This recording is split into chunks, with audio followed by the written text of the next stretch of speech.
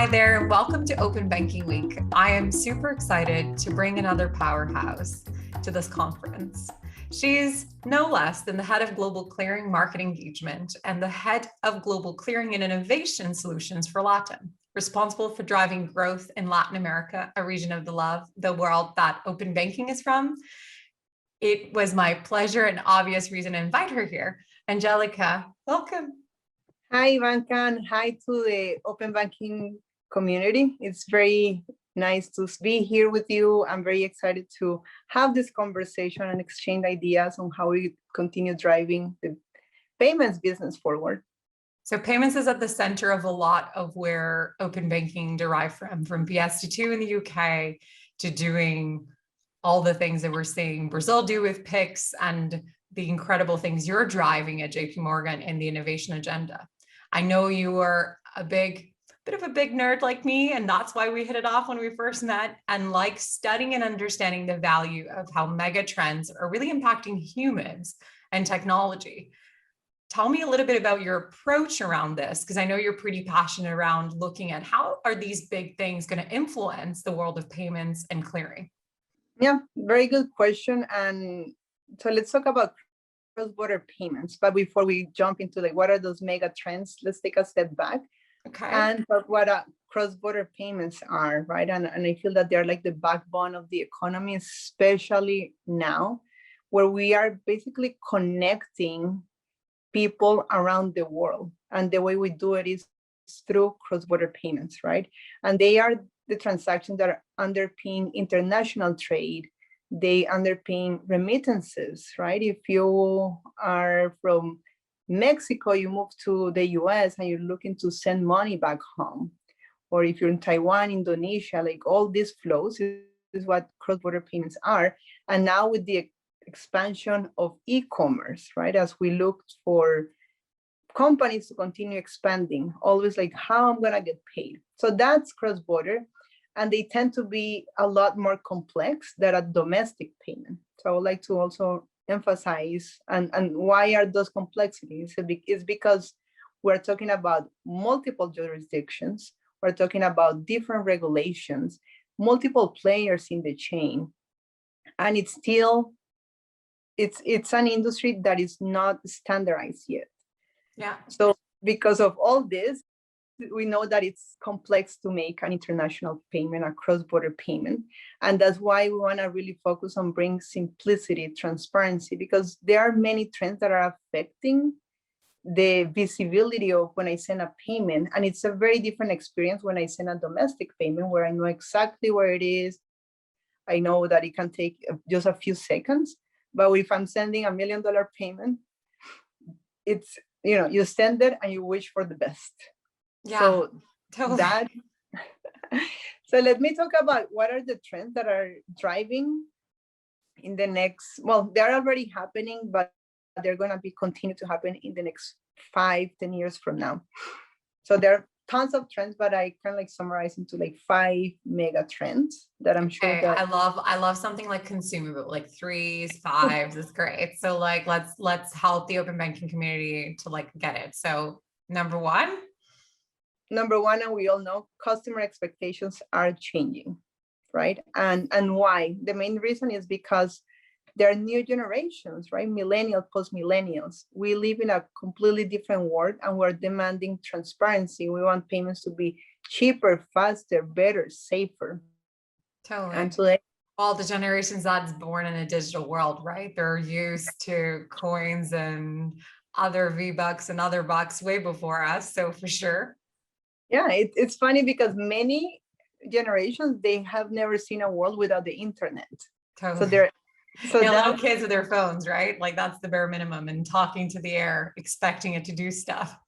Yeah, so it's and you see millennials taking a significant seat on the table, right? Over 70% are all already like making decisions for business, and they are part of all the international trade.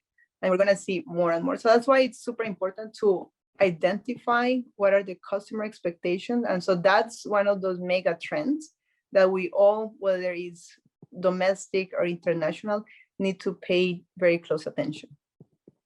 Number two will be the emergence of new technologies. So we're constantly hearing about whether it's blockchain, artificial intelligence, machine learning. We're starting to hear about quantum.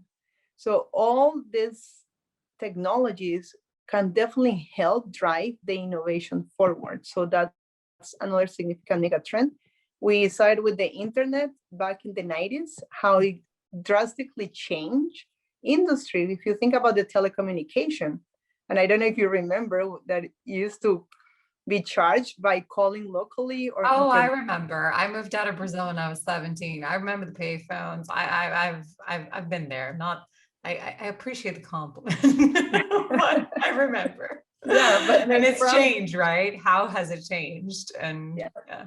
It's and the companies that were able to adapt, they're still around, and there were so many new companies, because basically right before, the phone used to be just to make a phone call.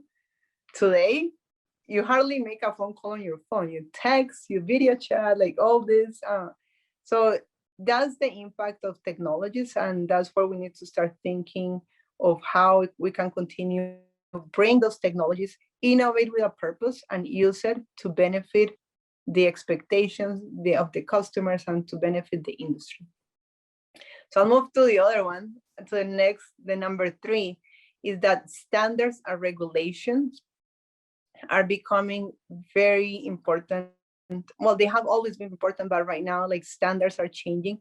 And the main reason is because the goal that I think we all as a banking community, we want to connect the local and the international payments to be instantaneous. Totally. However, because they're not standards, today it's super complex. And so many different states of maturity of different central banks, different faster payments or PIX in Brazil, like clearing systems. There's just so much work to be done. And yeah, and the standardization is super important, because like, even if it's API, like there are multiple versions of it, or the way that we communicate. So that's why there's a big movement for the ones that are very like close to standardization with ISO 222, looking to standardize local and international markets in order to move. But that itself, we can talk for hours, because it's gonna be very expensive, and especially every organization needs to understand what is their strategy moving forward and what is the investment that they're gonna put in order to facilitate this new language, basically, of speaking in a standardized way. So that's number three. I'll move quickly to the last two. So number four, it's the proliferation of new solutions, right? We're hearing about closed loop networks, cryptocurrencies, central bank digital currency. So a lot of this they're formed in a closed loop network in a way that if you're not part of it, right now it's very hard to take advantage. We also see the entrance of new participants to the market. So I'm sure here if you're a fintech, a digital company, like all of this, which is really good for the industry, because it's kind of like challenging traditional ways that we have done business for years, and kind of like pushing the industry to continue to innovate. At the same time, it may not add complexities to the system, but at the end of the day, it's like how we can connect and interoperate to, at the end of the day, facilitate the movement of payments, not only domestically, but also globally. And last one, you're gonna say something? And I think the last one, it's what keeps us, probably most of us, at night. It's cybersecurity. We cannot forget about that as we innovate, right? We have also the other side. They're innovating, they're being very smart about it, and real-time payments can also mean real-time fraud. So we have to be extremely careful. And Bianca, I know you're doing a lot of work in terms of identity. So that's something that, regardless of what we're doing, we always have to keep that in mind, and how our solutions are fully covered against potential cyber attacks. Yeah, and that's a constant, always evolving battle. Like, how do you keep track of that as you're trying to transform the mindset of a massive organization like JP Morgan? As being the person responsible for innovation and originally being from LATAM, I'm excited to ask you, like, is it helping that understanding of that? Because obviously Latin America has one of the highest fraud ratios. I often say this to my banking clients. I'm like, you know, they don't follow POCs. They don't really care if there's like a 3-year track record of the technology. They're out there using the greatest and latest things and tools and testing them to try to break a system that needs to catch up. How has it been for you on driving that innovation in Latin America and seeing that change? And then I want to get to some of this new space around digital assets and cryptocurrencies and maybe break some jargon together. Yeah, perfect. So I'll say on the cybersecurity, yeah, and it's really sad to see that our region in Latin America is one of the most impacted because normally they're looking for the weakest links. And oftentimes, and that was more traditionally, like we just set it up and we never thought of like what could eventually happen. And we have seen over and over again. So first of all, for us, it's super important to do a lot of trainings, a lot of education to each of the organizations in the financial industry. We're constantly doing webinars and talk about, like, think about a scenario where you're under attack. Like, how do you react? Where do you start? And we're bringing all like real cases, right? Especially at a big institution like us, we get constantly hacked, right? Because everyone's trying to break in. And we heard from, if you remember, the Central Bank of Bangladesh, right? That's one of the biggest examples. And we're creating actually many solutions that are helping our clients to add extra layers or control. It's actually, the more layers is better because you never know. It can go through your employee because they just have access, or they're being very creative. So we do constantly bring that innovation. We have a significant budget especially allocated for cyber prevention and doing a lot of campaign. We have tools and we're constantly we're looking to bring, for example, technologies like blockchain to help us prevent a lot of this fraud, cyber attacks, etc. So, you know, it's a constant dialogue, and I will say connect with the industry's collaboration also, right? Because we have to share best practices, share examples, what happened, because, and in Latin America, that's what we have been very focused on to help us prevent, because oftentimes another thing that we realize is that when in Latam we're sleeping, that's when we get a lot of these attacks, because on the other side of the world, like, something's happening. So some basic human behavior data there on understanding time zones. That's interesting to look at the parameters. Yeah, so you got to be very careful, do tons of training, add controls, and constantly be thinking. And then probably in a few years, we have to be thinking about quantum computing in terms of cyber. So, you know, just put it on your to-do on my list. You've been actually doing so much around this, not only around Onyx and other innovations. Do you want to maybe share a few of the projects that you're particularly seeing that regulatory meets tech meets data meets understanding of consumer meets cybersecurity awareness is really, I think I said you're 5.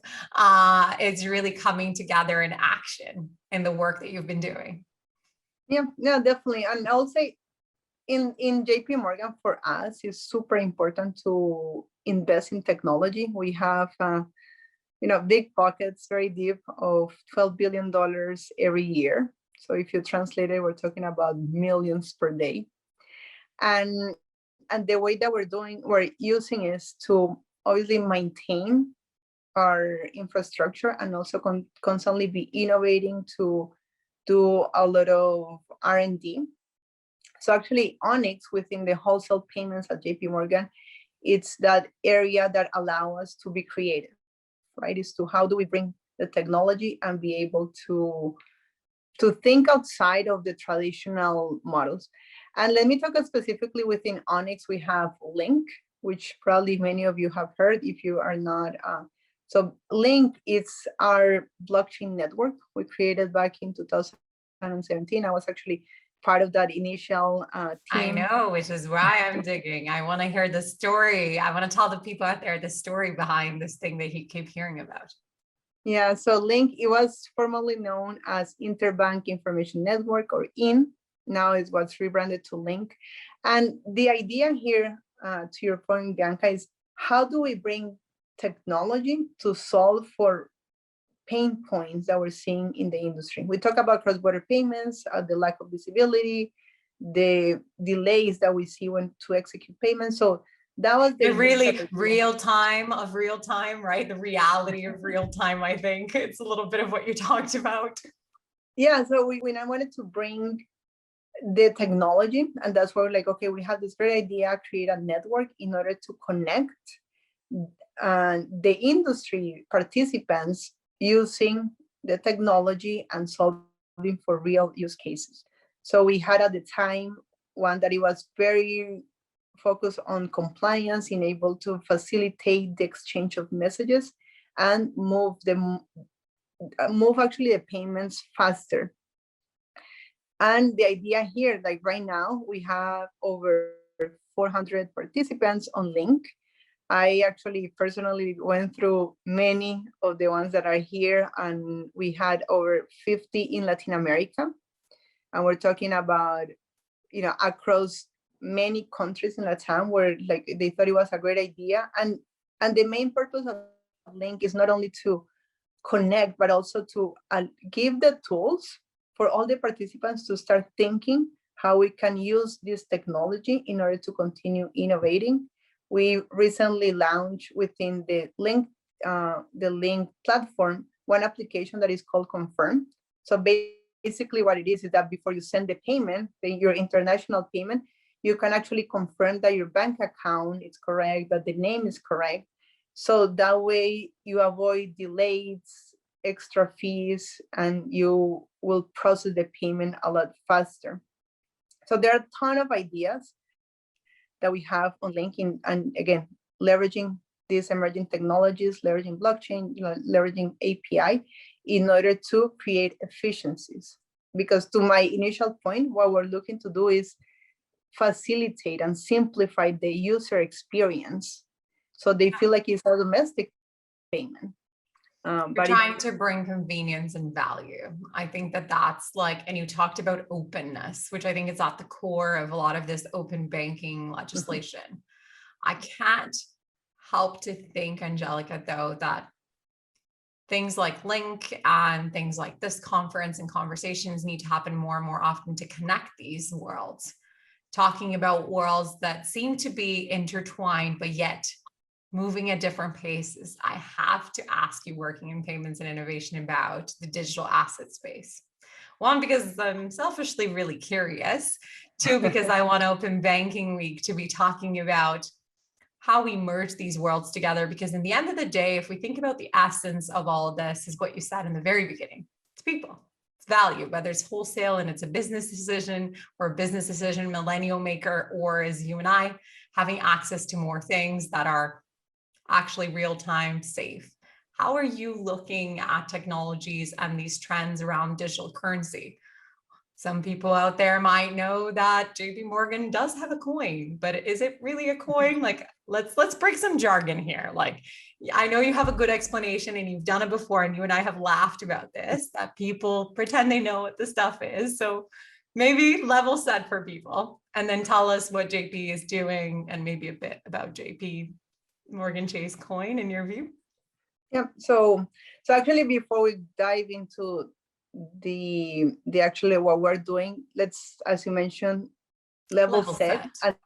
And talk about, because a lot of people, they get confused still, like you'll be surprised what Bitcoin, blockchain, like what is the difference? I'm not surprised, Angelica, because people don't know what money is. Like, society at large, frankly, sorry, no offense to JP, but banking in general has not done a pretty good job at explaining to humanity what this stuff is. So we'll cut you guys some slack at Open Banking Week. So Angelica, cheat notes, go. What is the like level set for them? Yeah, so very basic, and I can bring an analogy, right? Is when you talk about blockchain, think about the platform, or like think about like the internet, in which you have many different applications. In the blockchain, one of the applications can be cryptocurrencies such as Bitcoin, but then on the back of it, the technology that is supporting is the blockchain. The analogy is with the internet. Internet is the technology underneath many applications. So one of the many applications is the email, right? But it's not like email is not necessarily the internet, and Bitcoin is not necessarily blockchain. So I just want to make sure that that difference is very clear to all of us. Probably it's going to be a very basic example, but it's great one. Start helping you to visualize and understand all this complex terminology, etc. So that's one point. Then we move to, okay, cryptocurrencies, stable coins, central bank digital currencies, like, okay, well. NFTs, digital assets. Oh my God, I died. Synthetic products. There's like, we could do a whole show on this. It should probably be fun. Yeah, maybe we should do that. So very, very basic, right? Cryptocurrencies are these decentralized networks that are using blockchain. They're highly volatile, right? And they're restricted in certain countries. So great example, Bitcoin.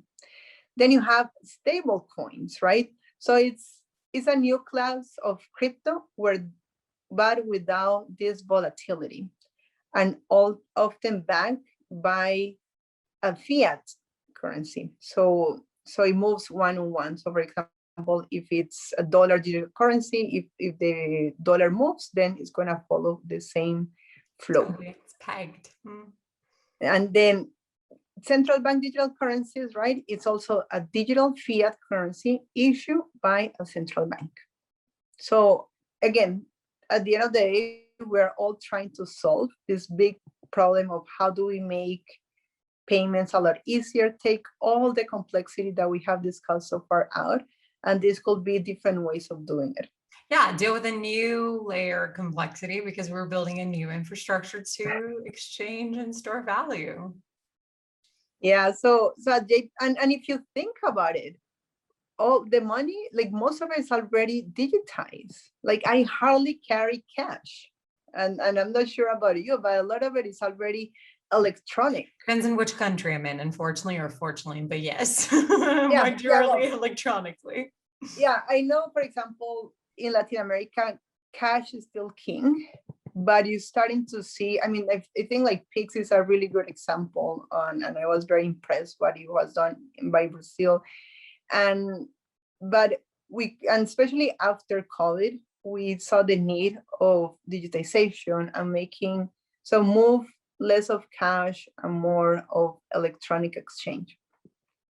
At JP Morgan, we process over $3 trillion every single day. Wow. And a lot of it is, I can count that cash, physical or digital, in my head.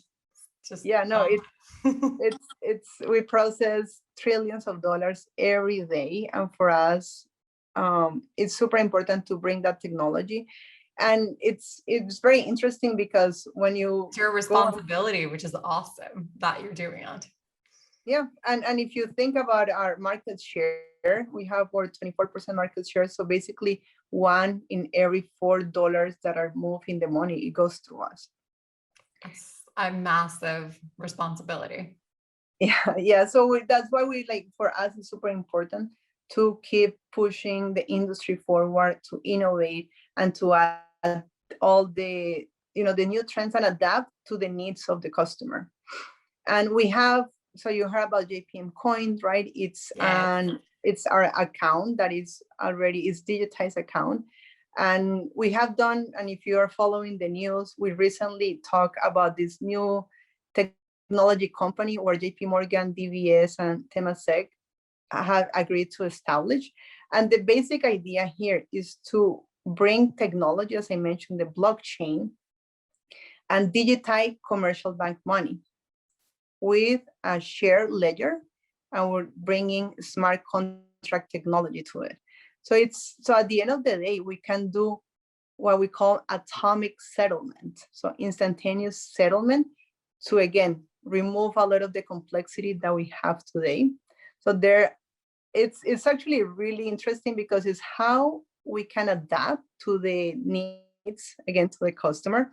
And our intention over time is to continue to innovate, expand our offering, have participants build new solution, create this 24/7 infrastructure in which we can co-create and have cases of effects of payment versus payment, delivery versus payments, machine to machine payment.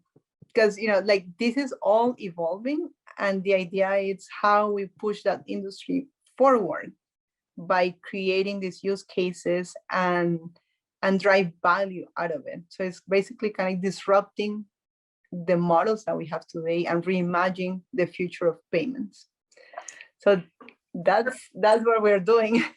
That's a lot of work, and I can't imagine transforming. Like, I commend the transformation around even what this means on liquidity, or what this means in your own processes, getting ready for what real time and real risk actually look like. Is a battle around how do you keep up with all this stuff and all the regulation and move it all at the same time, and have the mindset to change the people along the way. When you look at what excites you, I clearly see so many things, and I think I hear a reoccurring theme around education and let's innovate, let's collaborate, let's bring something together. Starting up a new technology company with what most would call a competitor was probably not in the cards a few years ago. For people out there listening that think some of this stuff is like make-believe, what is your maybe leaving piece of advice to them on what should they be thinking about as a bank if they're not, perhaps not even clear on the definition, but not clear on the commercial value of the opportunity around the digital space and the transformation of payments? Yeah, well, as I have mentioned many times, start with the customer, right? Start like, how can you add and how you can innovate and bring technology to facilitate that, and make it simple, make it understandable. I think, especially as banks, we have added too much complexity. So I think for us it's super important. And as you continue to build solution, simpler, it's a lot better. Less is more. So I will say, innovate with a purpose, have it very clear what is the pain point that you're trying to solve.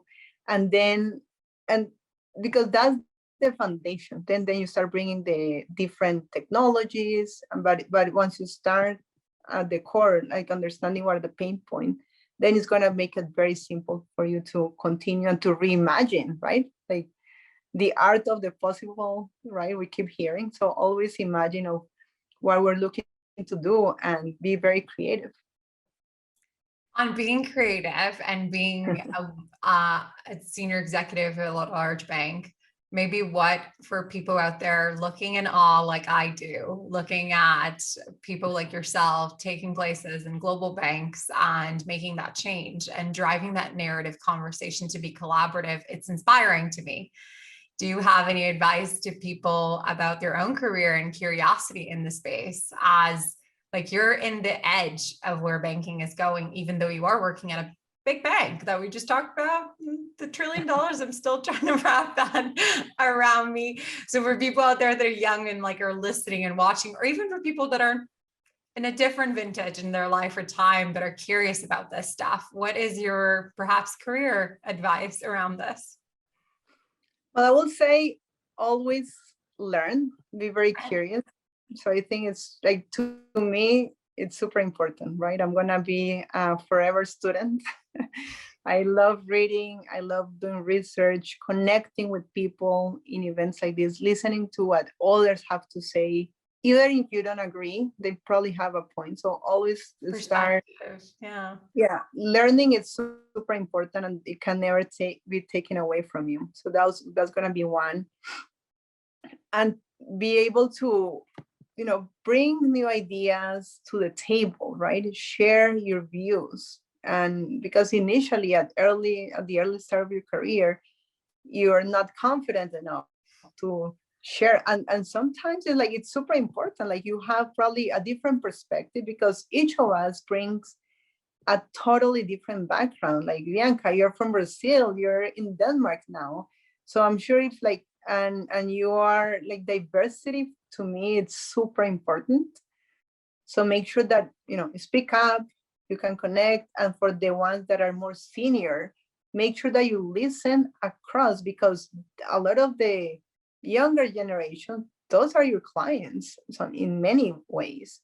So they bring a very different experience. So I think that diversity of thought, of ideas is super important. And I will say in your career, or this is what I personally try to do, beyond just the job, it's like, how can you also give back to your community, right? I know you do that. Yeah, that's very dear to my heart. So it's especially now that we're working from home, it's how can you give back to your community? And join a nonprofit organization. It's not only about giving money, provide your skills, your ideas, your network. So it's a lot of that. Yeah, we can talk about this for another entire episode and why we're doing this. And now people can probably clearly tell what a lot of the things you and I have in common around our digital currency interest on the future of cross-border payments and technology. Angelica, thank you so much for spending this time with me and coming to Open Banking Week. I cannot wait until this is actually in person and we can bring a lot of different topics and learn more about what you've done and evolve at JP. Thank you for your time.